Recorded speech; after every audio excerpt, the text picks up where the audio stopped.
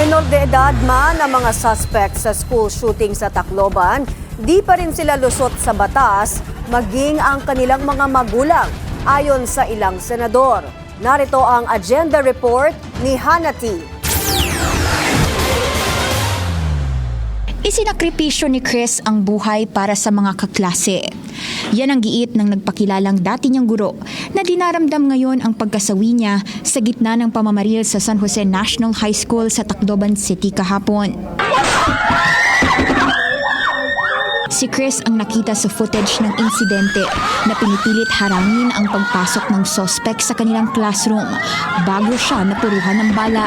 Sa ilang mensahe kay Miss Mariz Alicando, ibinahagi ng mga kaklase niya ang huling mga sandali bago siya tuluyang binawian ng buhay. Nang magtatakbuhan raw ang ilan palabas ng classroom, sinabi ni Chris na iwanan na lang daw siya dahil nabaril naman na rin siya.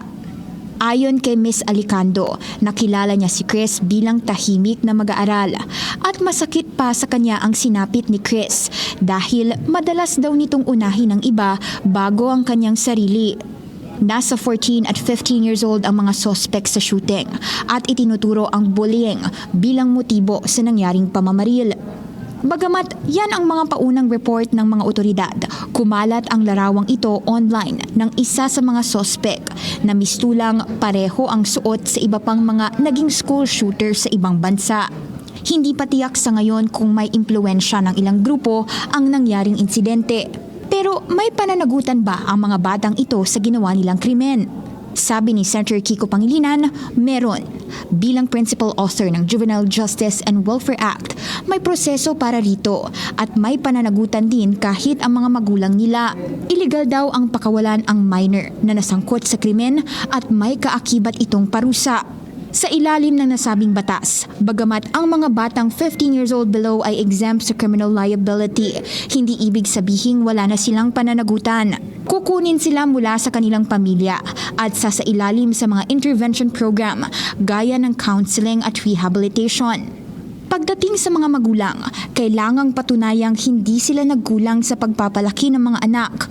Kung hindi, magiging liable sila sa danyos, ayon kay Pangilinan. We condole with the families. There is no place for violence, lalo na sa paaralan.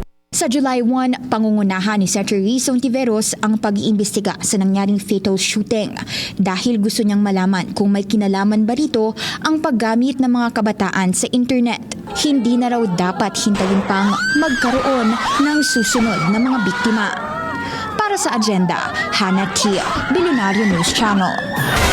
Sa kabila ng school shooting sa Tacloban, hindi pabor ang ilang kongresista na ibaba ang age of criminal liability na kasalukuyang nasa 15 years old sa ilalim ng Juvenile Justice Law.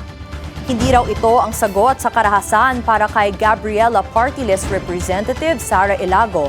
Sa halip niya ay dapat tutukan ng gobyerno ang kakulangan sa mental health services, guidance counselors, social workers at support mechanisms sa mga paaralan. Pati na rin ang mga suliraning kinakaharap ng mga kabataan tulad ng kahirapan, abuso at bullying. Tinalakay din ang naturang issue sa The Spokes ng Billionario News Channel.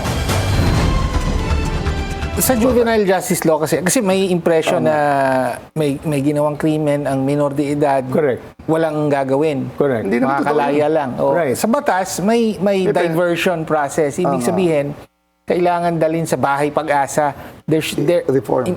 Each LGU should have its own So that means bahay pag-asa. hindi pinapakawalan pala. Hindi. So, sorry I disagree na kailangang ibaba. Or else we will be jailing 12 years old in this I agree country. with you. Oh. Di ba? I don't think a 12-year-old deliberately will commit a crime. It's still under the guidance probably Of an kung adult. pinagnanakot of an adult. Ba't mo paparusahan yung bata? Yung adult ang ikulong mo, i-reforma mo yung bata.